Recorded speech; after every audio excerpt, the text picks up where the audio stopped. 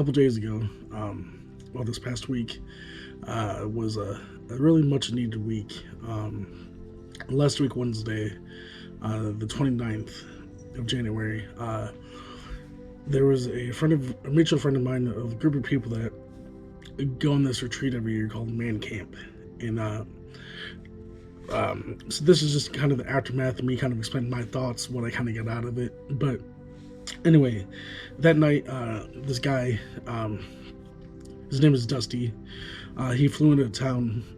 He flies into town every year from Florida to attend. And he had gotten married recently and never really had a bachelor party, so it was kind of cool. We got to throw a small bachelor party or whatever and go down to downtown Milwaukee and do some axe throwing to kind of celebrate his marriage and to kind of have a guys' night, if you will. So, but kind of speaking about Mancamp is technically 3.5 days. The reason why I say technically 3.5 days is because it starts on January 30th. We were all able to get there around 15 or 1600, which is 3 or 4 o'clock in the afternoon. We really don't do much except for kind of meet and greet and mingle around with the people in our cabins, whatever. Some of us might go to other cabins and chit chat with each other, but that's kind of the extent of that first night. Just kind of allowing people to come in or whatever, kind of get to meet new guys, reconnect with old friends from years and past. But yeah, so that Friday is kind of the first full day of the 3-day weekend we have. But this year was kind of different with, like I said, with having that kind of bachelor party for Dusty. It turned into a 5-day weekend for me. So yeah, like I said, Friday, that morning we all got up. We all went to morning chow at 8 o'clock. Had a guest speaker. Got to do a bunch of activities. Ate dinner that night around 5 or 6, whatever. Then Saturday, kind of same thing. We all had morning breakfast by 8. Had someone speak. Did a bunch of activities, including having baptisms, whatever. That night, same thing, dinner and a guest speaker. Sunday, we had breakfast, had someone speak, and then we kind of cleaned up and left. But anyway, if you want to see more in depth about like the tour of the place, more of the activities, check my last, I believe I made 5 to 7 videos or 5 to 8 videos, and they're going to be my last like 5 to 10 most recent videos.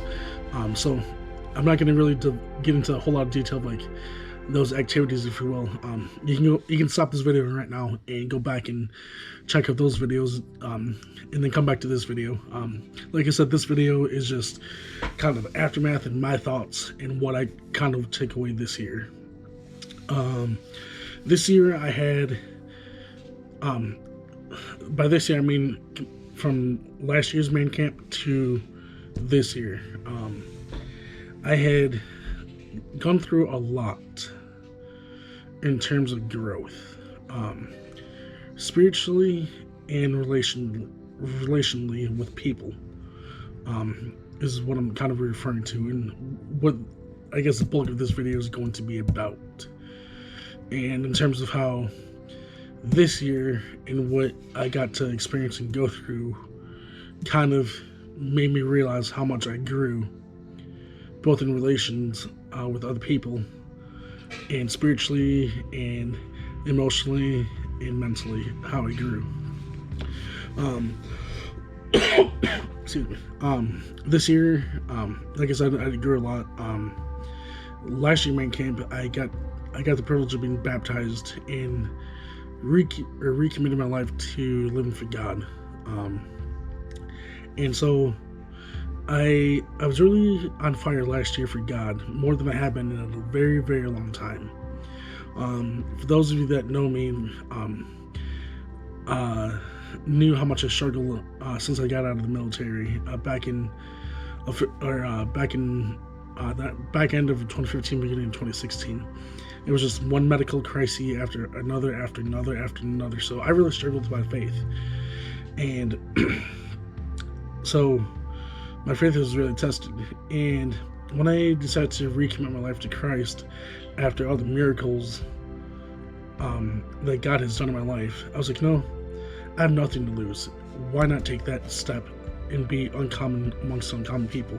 And why not take that next step of faith and proclaiming my faith publicly in front of a bunch of people? And speaking of baptisms, I do have my baptism video from last year on my channel if you guys want to check that video out. But what was cool this year is I got to take 2 new guys from my church with this year. And one of the guys, his name is Braden. He's been in a couple of my other videos, if you want to look back. And he's literally not only one of my best friends, he's probably more than a best friend. He's literally like a brother to me, if you will. And he's been there through thick and thin, from my highs to my lows, and literally sitting me in my deathbed. And what was really cool is with Braden, over the last couple of years, he's just got to see how important faith is to me, and how my faith has been a huge part of my life. And over the last couple of years, he's been asking questions, like, dude, how can you keep believing in God? Why do you believe the way you do? And why do you keep having faith when you keep going through all these things and stuff? And I never really had a great answer for him in those moments when he was asking, because I was struggling with it and I didn't know necessarily how to explain it, but the best way I was able to explain it is, it is something I believe in. It's helping me get through all this, and I wasn't really able to vocalize why it was important to me, but yet he could see through my actions and with how I was living life and everything I was going through. He was able to get those answers through seeing how I was living life and how everything was affecting me. He was able to see my faith in action, and I may have not been able to vocalize some of those answers he was looking for, but he was able to find those answers through how I was living my life. I hope that makes sense. Or whatever. Sometimes the best way to explain stuff is just to show people through actions, and that's kind of what I took up until recently. So it's really cool to see a really good friend who does believe in God, but really hadn't gone to church a whole lot in the past, or really had a good relationship with Christ. He believes in God, knows who God is, but I believe that was the extent of that. Up until about a year ago, he started asking more questions, and I was starting to get more comfortable answering those questions and being able to answer those questions he had a lot better. And I believe it was around Thanksgiving he came to a church service or whatever, and was able to kind of put him into the right directions of people that would be able to help answer his questions better than I could. And he started attending church more. I'd probably say between Thanksgiving of this year and Christmas.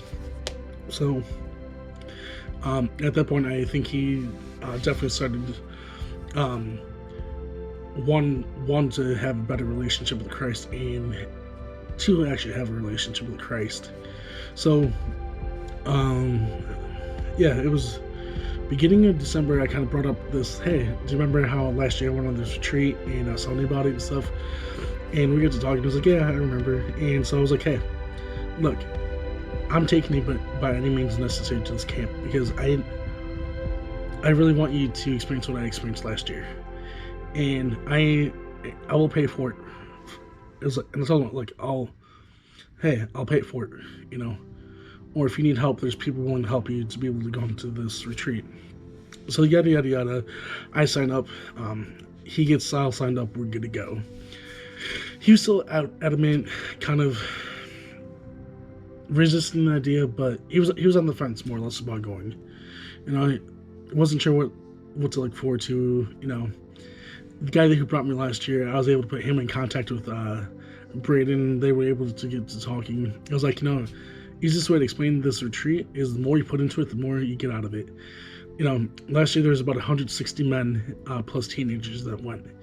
And the more vulnerable, and I was trying to explain to him, look, the more vulnerable you get with these guys, you know, the more you're going to get out of it, you know, and that's the cool thing. Like, we all go through similar things, you know, as guys, you know, and like, they're not much different than you and I, you know, and so it was just really cool to see that, you know, and just the more he opened up, the more he could see how God was trying to work in his life, you know, and throughout this weekend, it was really cool. He ended up getting baptized, you know, finally he gave his life to Christ and gave his life in front of to God in front of a bunch of people, and then took the next step of faith and got baptized all on the same day, which I think is really amazing. So Braden, if you're watching this or watch this video, congratulations, dude.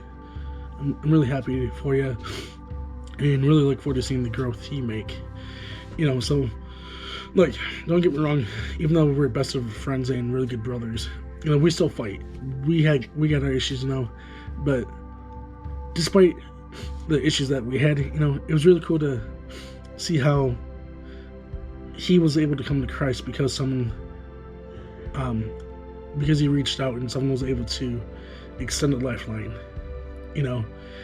So like, so that's one thing that I was kind of excited about, that I kind of take away from this retreat is like, you know, people are more receptive to Christ, you know, if you sit down and have a conversation, you know, and not only talk about it, but show Christ, who Christ is through how you live your life and through your actions, you know. And like, the theme of this year's retreat was rise up. Let me pull up the verse quick for you guys.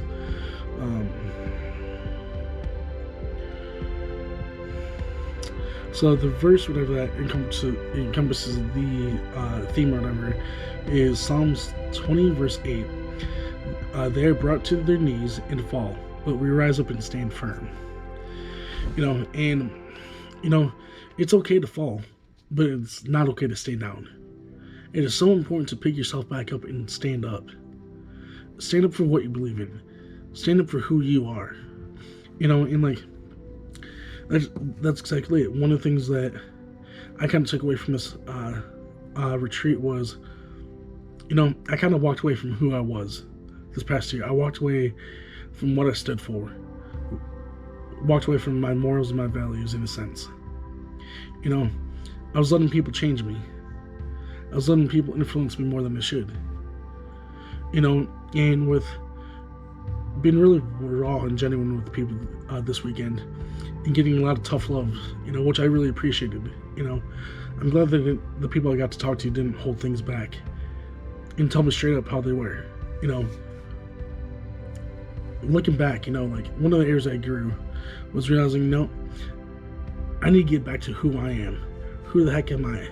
And what do I stand for? And not let people change me because they, or whatever.